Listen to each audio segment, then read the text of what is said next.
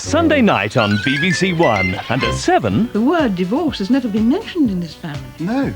Something your father might want, even if I don't. At 7:30, have they got the answer? At 8...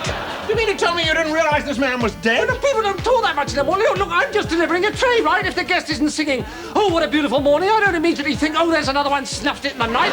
At 8:35, it's Sharon's lucky night. Oh, you really know to have a good time, didn't you? I used to. And I could do with being reminded. And at 9:05...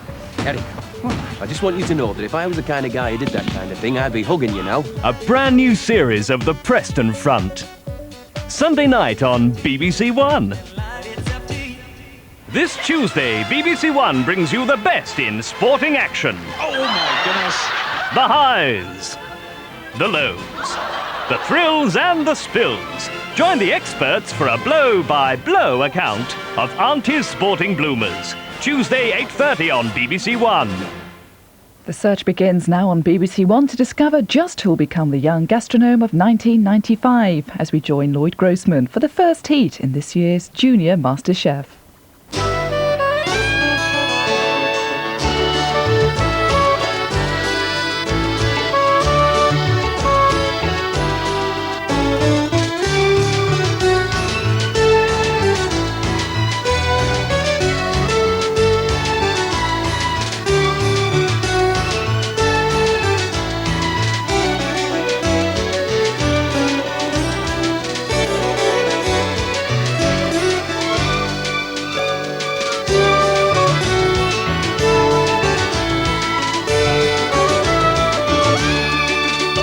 Welcome to Junior MasterChef and the second series of our cookery competition for 10 to 15-year-olds. Once again, our team has been all over Britain holding cook-offs, and with the help of food experts throughout the country, we've selected 3 of the most talented young cooks from each region to battle over the next 3 months for this trophy and the title of Junior MasterChef of Britain.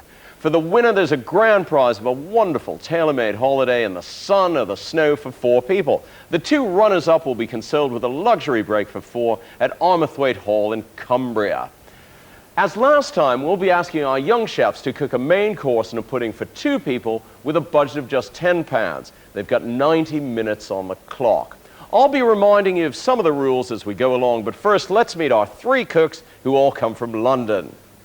Our first cook of the series in the Red Kitchen, 15-year-old Ben Dom. He's from Childs Hill. If you're having a party, Ben's the man you need. He's an extremely impressive juggler. Balls, clubs, and even firebrands are a specialty. Another of Ben's passions is animation, and with some of his bar mitzvah funds, he acquired a camera and tripod and is now producing some pretty professional results. Tony Hart, watch out. Ben's also a collector of phone cards, many of which are now rather valuable. But most of the common or garden green ones have found their way into Ben's wardrobe as a trendy waistcoat. In the Yellow Kitchen, Oriomi Abiola, known as Yomi, who lives in Hampstead. Yomi's 12 and she's at Queen's College in Harley Street, where modern dancing is probably her favorite subject. As you can see, Yomi has beautifully braided hair, and all the women in her family help one another with this tricky creative task. Yomi's become something of an expert at it. On guard. She's equally impressive when it comes to fencing, her latest passion, and she's fortunate to have Olympic fencer Fiona McIntosh as her teacher. In the Blue Kitchen, 15-year-old Tom Slack. Tom comes from Charlton. He's an extremely keen sailor and spends many a thrilling afternoon on the lake at Thamesmead battling with the elements. Boats of the past also excite Tom, and he and his family are frequent visitors to the nearby Cutty Sark with its dramatic collection of figureheads. Even further in the past comes Tom's ever-expanding collection of fossils and crystals, but you must have an eye for it. Well, welcome to all of you. It's the start of the competition. I can't wait to see how you're going to kick it off. So for our first menu of the year, Ben, tell us what you're going to be cooking. I'm going to be cooking spicy chicken and yogurt, raffle style, and it's going to have a side salad and rice, and for dessert I'm going to have baklava. Is raffle style the hotel or the jewel thief? We'll find out later. Yomi, what's on your menu? For my main course, I'm making seafood couscous served with poached salmon. And for my pudding, I'm doing pears cooked in red wine served with zabaione. Wonderful. Very good Italian. Tom, what are you cooking for us? I'm cooking happy veal with a stuffing of mushrooms, sun-dried tomatoes and capers, followed by, surprise, surprise, soup pastry. Well, I look forward to meeting Scilla in your kitchen later on. Now it's time to send you all off to work. Have a really, really good time. Best of luck, and let's get cooking.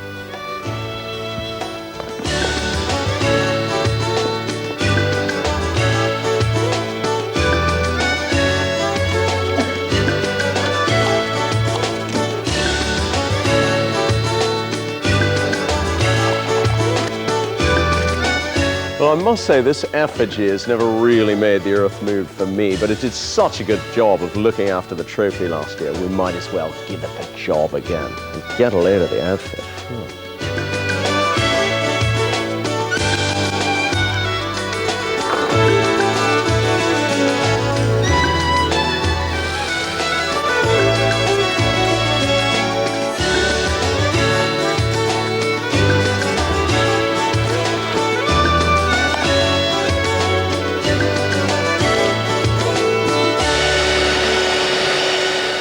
Each week I'll be joined by 2 guest judges who will help me assess the cooking of our young competitors. We'll visit the kitchens together, we'll look at the ingredients and see what our contestants are up to. We're getting the new series off to a great start with 2 regal judges. First, the king of the walk, Ken Holm, and the queen of the national lottery, and sometimes breakfast television too, Anthea Turner. Welcome to both of you.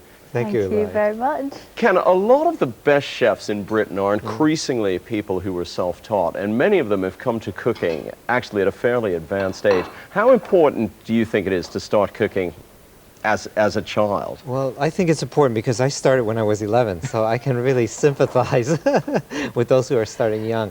And I think it's a little bit like learning a language. It's some things you acquire when you're really young, and I think it's a little bit harder when you get older. I don't know. You're saying that you can't teach an old dog new tricks. That's right. I was about 27, 28 when I first opened a cookery book and thought, right, this is it. Almost in the autumn of your years. Thank you for saying that. That's very kind of you. Gosh, 27 when you started cooking. You know when you're at school and you're put off cooking by the fact that you've got to probably cook things that you don't particularly like eating, and you're made to do it in a very strict way. And I'm sure it's very good for us all to learn how to do it, you know, the method way. And then I became frightened of cooking. And then I told myself I couldn't cook. And so I had no confidence at all when it came to the kitchen. This is beginning to sound like Oprah, actually. And how did you... Confession. How did you regain your confidence? Basically, I thought my husband's going to leave me if I don't learn how to cook.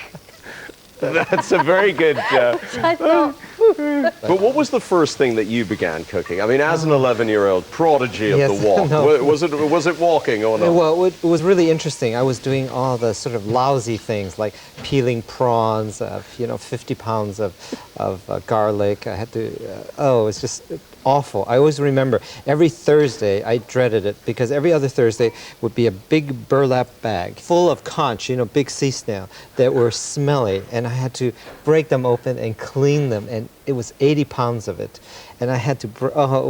I thought this must be hell. And was this just for another life? Was this slave labor for a family restaurant? Yes, it was. Those are the worst. So do you now feel perfectly confident in the kitchen? I'm not going to go as far as to say perfectly confident, but yeah, I do have confidence in the kitchen that I know there are certain recipes that I can do, and I know that it's always going to turn out well. And in fact, last year I did something that, another confession here. Yes, carry on.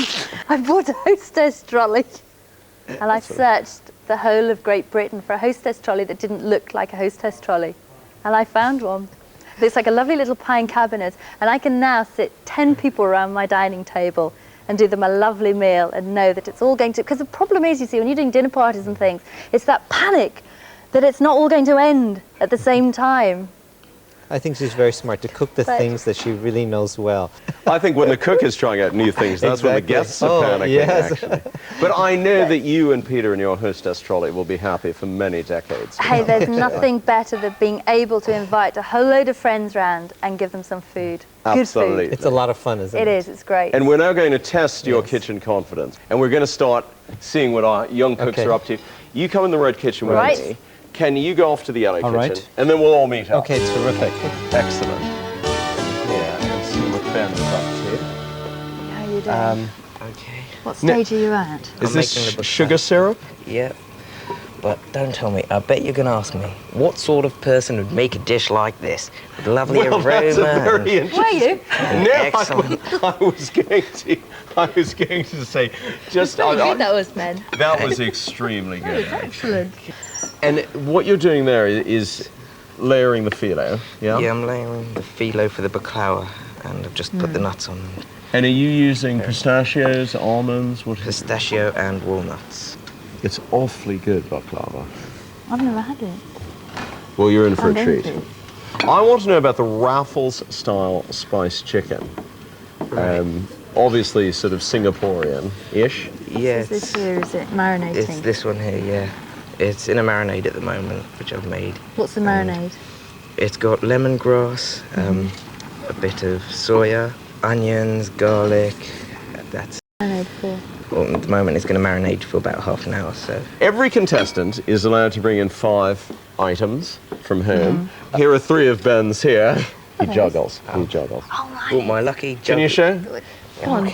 Quickly. Very good. Does this calm you down? Yeah, when it's all getting a bit heated. At home, he does it with hedgehogs. Hi, Yummy. Hi. What stage are you at now? Well, I've just made my spinach. I've made my couscous. Can I have a look at the couscous? Sure. And what's in there? That's lovely. I have shrimps. Yeah. Some mixed vegetables. Some stock cubes. And that's it, really. Quite basic. And what's this spinach for? The spinach is for the salmon. I'm going to put it around the salmon. It's very healthy, this, yes, it does. this meal is, isn't it? Well, it sounds beautiful, Is the this the colours. sort of food that you like eating yourself? For special occasions, I must admit, I do like some junk food. I do like some junk food. Truth comes out. I normally eat it. I normally eat it on the way back from school, so my mum doesn't see me. What do you eat? So McDonald's, crisps, No. everything. But otherwise, yeah, I like all healthy foods. My sisters don't like healthy foods, but I like things like all greens, including Brussels sprouts, everything. Well, that's more than what I like. Brussels sprouts. One of the few things in life I don't like. Well, I'm afraid we have to interrupt this recipe for a special edition of Crime Watch UK, because Ken and I couldn't help noticing that this rather beautiful copper saucepan of Tom says Capital Hotel on it. I know they've been missing rather a lot of kitchen equipment lately. Any comments, or I think it's better if you don't say anything. Okay, we'll draw a discreet veil over it. What do you do? We won't denounce him. No, not yet. Just about to cook the stuffing for the veal. What's the veal going to be stuffed with? Sun-dried tomatoes, mushrooms, and capers. And you said when you were telling us the recipe, you said happy veal. So this is humanely raised veal. Yes. Humanely raised. Yeah. What sort of mushrooms have you got? Just sort of ordinary old button mushrooms? Because they've got a lot of water in them. Right. And this stuffing needs to be moist. Oh, I see. When the meat's cooked, if it hasn't got any moisture in it, it will dry out, and it won't be very nice. So. That sounds very plausible to me, actually. That's very good. It's going to be a television cook, I can tell. I think so. I think it's entirely plausible. Yes. Your pudding. Just tell us about surprise. There's it's a surprise, firstly, because the choux pastry is in the shape of an exclamation mark. And secondly, inside that you can't see, I pipe cream. And when you open it up, there's sort of like the surprise of the cream. Oh, that's right. So it's like a sort of upscale eclair of some sort.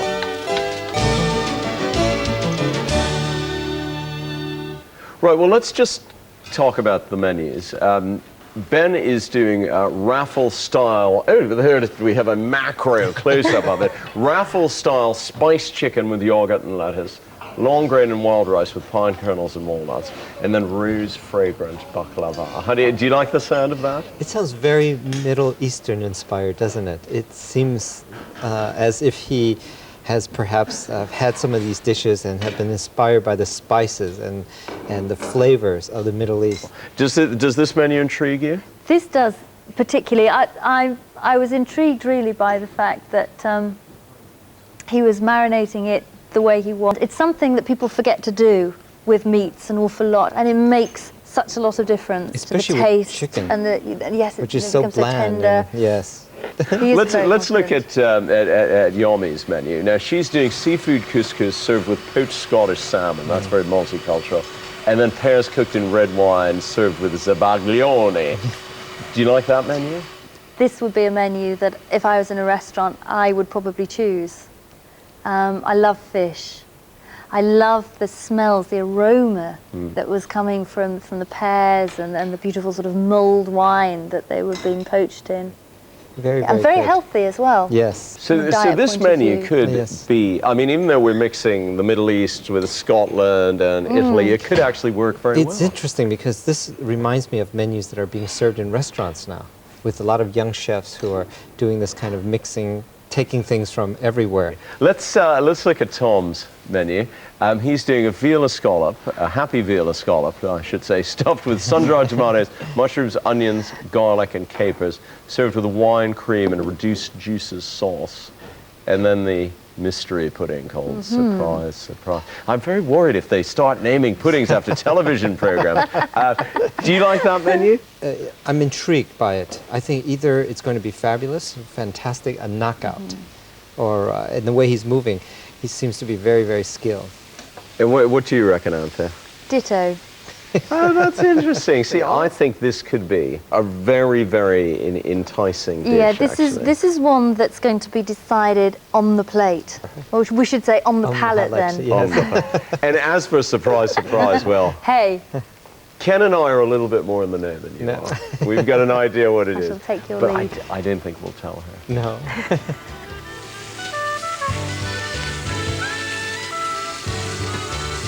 right, Ben, what's your next trick? Now I'm just popping in the chicken You're going to grill into the grill, yeah. Yes. And how long are you going to cook that for? This one's going in for about 10 to 15 minutes. Is this your kind of food? Come on, what do you really eat? Yes, what do you really deserve? Don't disappoint us. Don't tell me you're eating this every night. Well, recently my family have to put up with this every night. Do you like to eat this? Yeah, I like anything that's sort of not English. Yeah? English sort What's of gets wrong with boring. English It gets food? boring after a while. Do you know, I think we put It's more ourselves intriguing. down, you know. He likes exotica.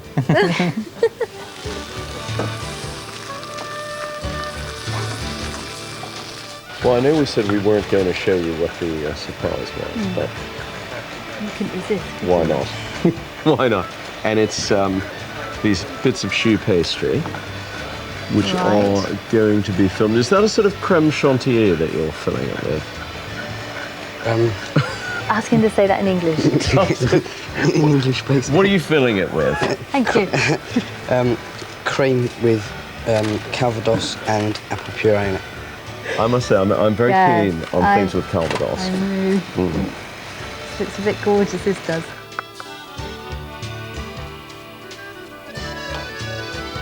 How do you pronounce it? You do it the proper way, don't you? Zabaglione. Zabaglione. Has that come out to your satisfaction? Yes, I think so. Are you going to put the pears cooked in red wine on top of that? No, I'm going to serve that separately. Sort of like a accompaniment. Yeah. Ah, letting us do all the hard work. They look wonderful, actually. They smell fantastic. And what have you flavored them with? Cloves, wine, vanilla pod sugar. Oh, now the shocking pink 10 has appeared on the video wall. That means there's just 10 minutes of cooking time left. Okay. You seem very calm. They are very calm. Another measurement.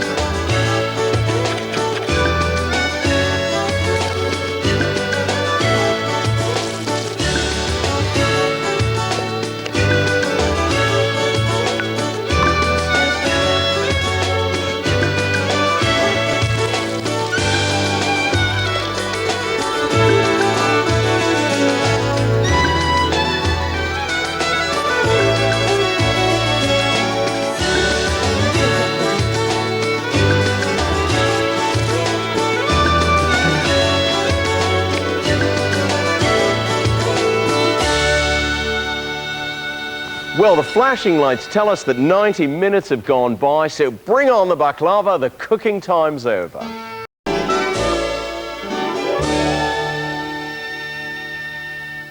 In the red kitchen, Ben Dom made raffle-style spiced chicken with yogurt and lettuce, accompanied by long-grain wild rice with pine kernels and walnuts.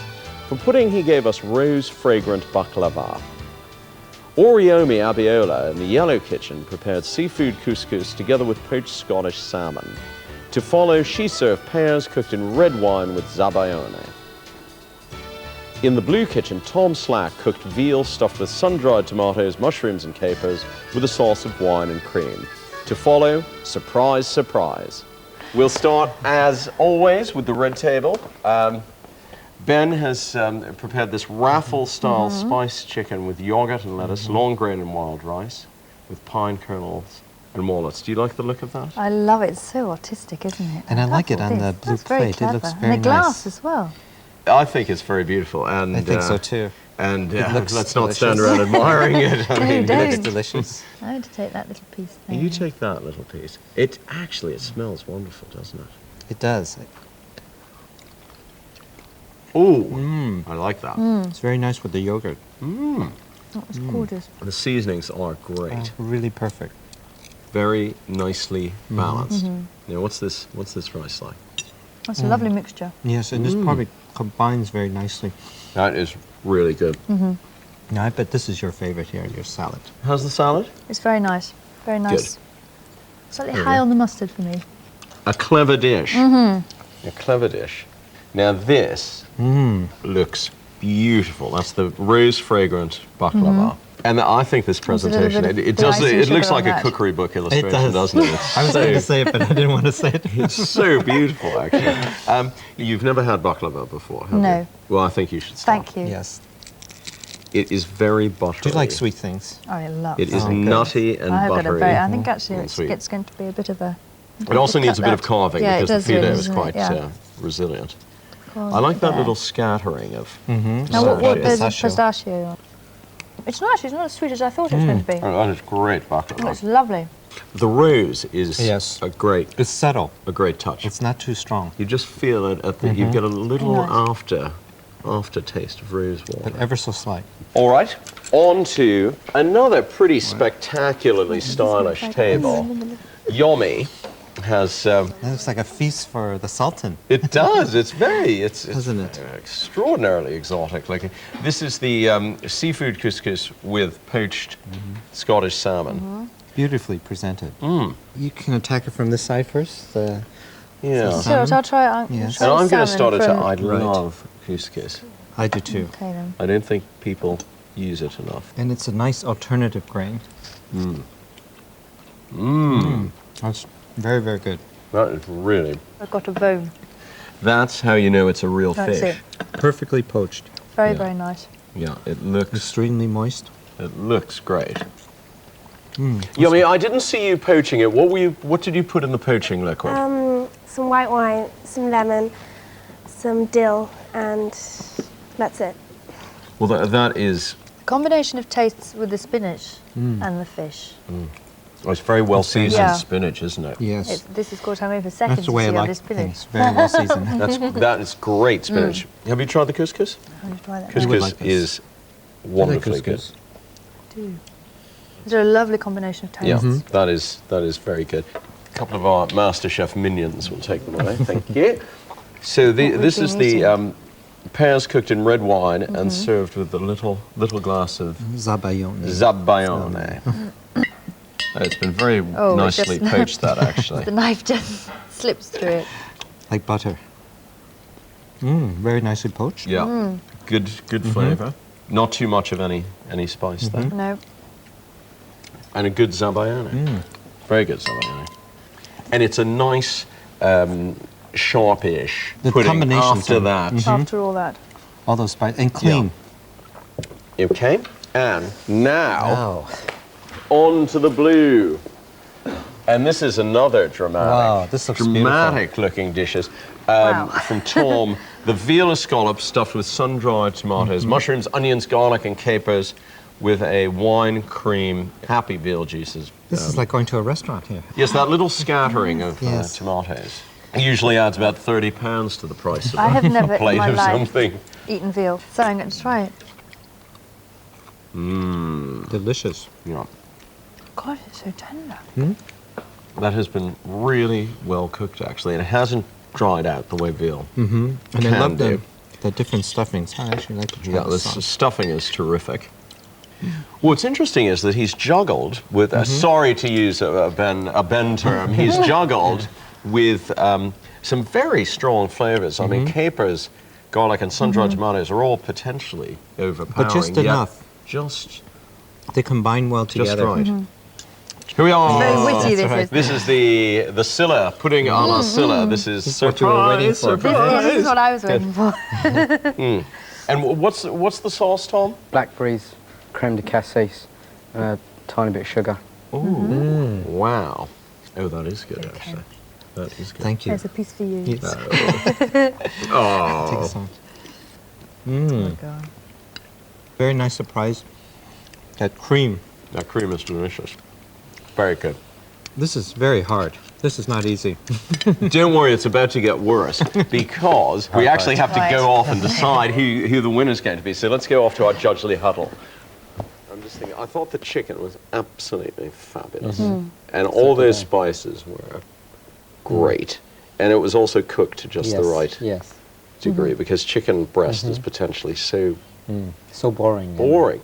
That the baklava was absolutely gorgeous. The only thing that I thought was because we'd used sort of the pine nuts in with the main meal, that I felt you got two sort of quite nutty tastes. I thought the couscous was really very, very tasty. It was incredibly well seasoned, and the poached salmon was cooked to perfection. I mean, it was not too cooked, and it went very well with the spinach. The sort of the highly seasoned tastes to start off with, and the fish, then the pears really balanced it up. And I didn't feel like I'd had a lot to eat. Yes. If I'd have been allowed to have eaten all the rest of it. I was afraid that perhaps this, the stuffing might be too strong for the veal. It would just overwhelm the thing. But I was surprised at how it all came together in a very nice way.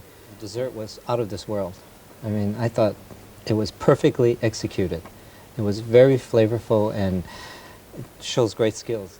They were all actually excellent. Actually, it's a hard decision, and I'm very surprised. I was skeptical. I mean, I've done the other Masterchef, but to see young people cooking like this, there's great hope. They did it as well as that. It's fantastic. We've nibbled, quibbled, and ruminated and come to our conclusions, but before I tell you who the first junior Masterchef of this new series is, I'd like to ask Anthea and Ken to sum up their thoughts about some of the really wonderful food we tried. What do you think, Anthea? Well, of course, as far as I'm concerned, there are two things that I've never tasted before, which was baklava and also veal. So I'd like to thank Tom and Ben for introducing me to those. So it was an educational experience. It was an educational experience, you're Ken, quite right. what did you think? Well, I was so impressed by all of them. Tom's dessert was, I thought it was pretty fabulous. And I mean, I thought her couscous was out of this world. I mean, it was just really wonderful. And I could think of many specific things I would love to eat again. Excellent. We had a pretty intense session of soul and palate searching. We have to have a winner because, of course, there's not a competition without a winner. And the winner this week is Ben Dom. So many congratulations to Ben, the first amateur juggler to be London's new junior MasterChef. Ben goes through to the semi-finals. Now next week we'll be joined by a man who can run faster than most of us can think. That's Roger Black, and half of the dynamic duo at the wonderful River Cafe, Ruthie Rogers. We'll all be judging 3 contestants from the Southwest. Meanwhile, many thanks to Anthea Turner and to Ken Holm for being such happy and hungry judges. Thanks to Ben, to Yomi, and to Tom for getting the series off to such a stupendous start. And see you all next week for Junior MasterChef.